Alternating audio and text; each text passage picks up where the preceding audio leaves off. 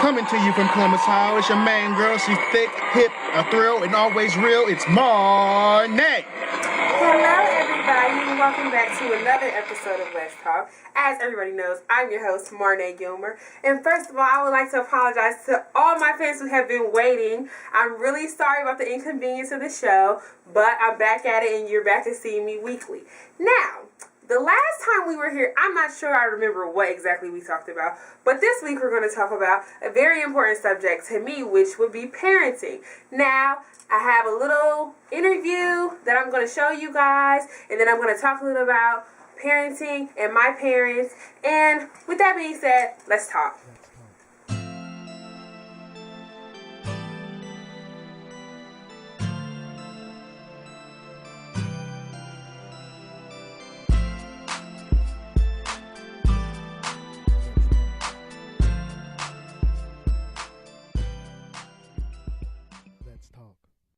Okay, and now here's an interview that I'm going to show you guys that I did a few weeks back, so here you go. Today I have a special guest with me, a very close friend of, another friend of mine that I just recently met, but I've grown to love her very much as a person. Can everybody welcome Miss Kim for me, please? Hello, Miss Kim. Hi, how are you? I'm good, how are you? I'm doing excellent. Alright, so as you know, today we're talking about parenting. Yes. And my first question for you is going to be, first of all, how many kids do you have? Well, I have 3 children and 3 daughters, and my oldest is 16. I have a 12-year-old and a 8-year-old. And they're all beautiful and wonderful children. God has truly blessed me with my daughters. That's amazing. So, Yeah, that's just touched my heart. Okay, with them being all different ages, you got a 16-year-old, a 12-year-old, and an 8-year-old. Yes. That's 4 years just about every child. Yeah. So with them being all these different ages, how do you have to change up your parenting styles with each of them, or are you hard on all of them, or what? Like, is it what's it like? Well, I truly have to say that, that because of the temperaments, and, Right. they each have different temperaments, I have to reach them each at their level. Right. You know what I mean? Mm-hmm. Yet not showing too much favor on one and not the other, because you never want to show favoritism on one child, that could Right. really mess your children up. So you definitely want to just love them the same, discipline them, at the same level, but yet each deal with them depending on their level, Right. maturity. And that's where a lot of parents I'm not a parent, but at working with children and working around people with children, that's where a lot of people mess up at, is they don't discipline the children the same, so then there's favoritism. One child feels like there's more superior to the other. Yeah. I know I've heard a couple kids say they got the middle kid syndrome. Yeah.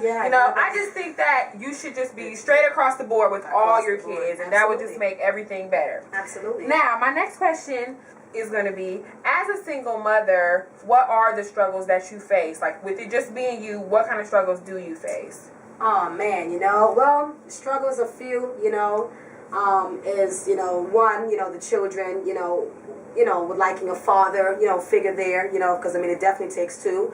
Right. The say so, and, you'll hear people say, oh, well, I can do bad all by myself, or Right. I don't need a man. Oh, is that so? You know what I mean? Right. I doubt I know, that. that's You know what I mean? And I'm not desperate, for, a man. However, Right. 2 is better than 1, So, definitely, just the challenge of not having a father figure there, and it's always me, and my decisions might be half the time 50% no, as opposed to a father saying, hey, honey, give them a break, let them just go ahead, So, definitely father figure, which is a necessity for children, to really be raised right.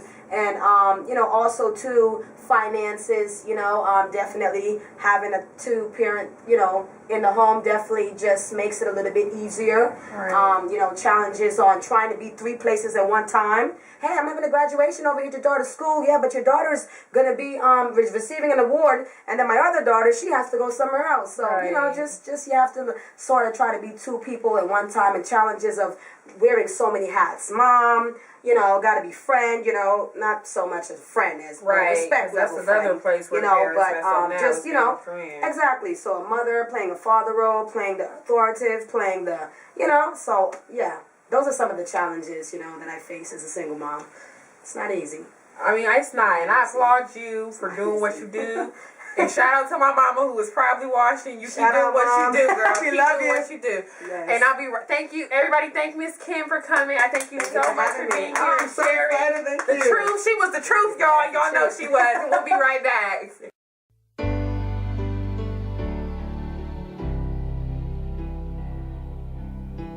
Now, as I said today, we were going to be talking about parenting. So I thought it was only right that I talk about my favorite person in the whole wide world, my mommy.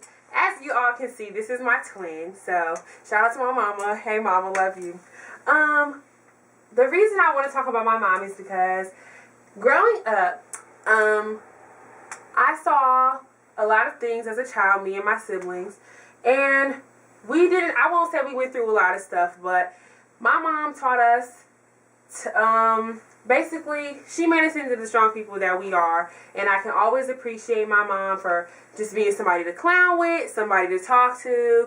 She's always on her game. She does whatever she needs to do for all her kids, me and my brother and my sister. She's always taught us to put God first, which is very important to me. No matter who was around, even when she was married, then when she got divorced, my mom always made sure she did for us. She never depended on anybody to do anything for us. And I just love my mom for always being, she knows when to be a mom, and then she knows when to be a friend. And so with that being said, here's another picture of me and my mom going to my prom. This is actually my favorite picture because you can see how much I love her and how I hold on tight to her so much. Love you, Mom. And then I'm going to go to the next picture. Now, this is me and my mom and my stepdad, who I call Stub. Now, Stub hasn't been in my life for that long, but Stub is one of my favorite people in the whole wide world, and I do love him. He's like another father figure to me because for those who don't know me, my dad, he's around, but he's not around. So, I mean, I have a lot of father figures, like I said, for those who know me. And Stub is that father figure. I have my dad, whose name is Dale, and he's the good dad, I'm going to say. He's the dad who, he encourages me to do good. He wants me to read the Bible and all of that. I'm not saying there's anything wrong with that, but Stub is the laid back parent who's like, you know, I'm not going to say, but you know, he's laid back parent, but he knows when to be serious, which is good for him and my mom because, like I said, my mom's always there to clown, but they both know when to have my back, and he always got my back. So for any of you boys out there who gonna try to break my heart, this is who you gonna have to deal with if you mess with me. Unfortunately, I don't have a picture of my other two parental figures, but like I said, my dad's name is Dale, and then my biological father's name is Tyrone, and I'm not gonna lie, all of my parents have all taught me something. And like I said, I appreciate them all for different things and in different ways. And, you know, just to wrap it up, if you have parents that are still alive, you know, your parents, y'all may fight, y'all may argue, and you may not always like what they say, but in the long run, you're going to appreciate it.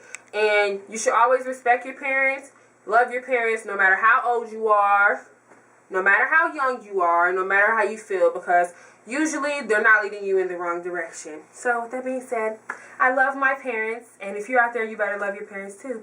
And I'll be right back. Welcome back. Now it's time for one of my favorite segments, and it also seems to be one of my fans' favorite segments, What Boils My Blood. Everybody knows what's about to happen, so let's just look and see.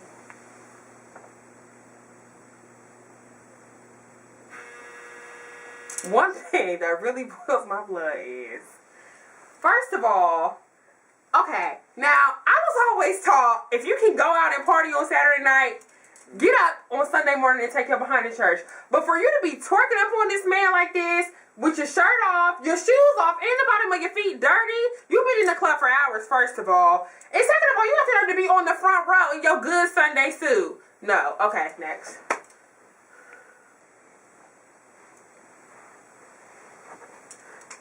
Now, for those of y'all who know me personally, know that my sister is a makeup artist. So, when I see her walk into the house like this, and she wants to say her makeup is on point, it really pisses me off because you look like a clown and you belong in the circus. Next.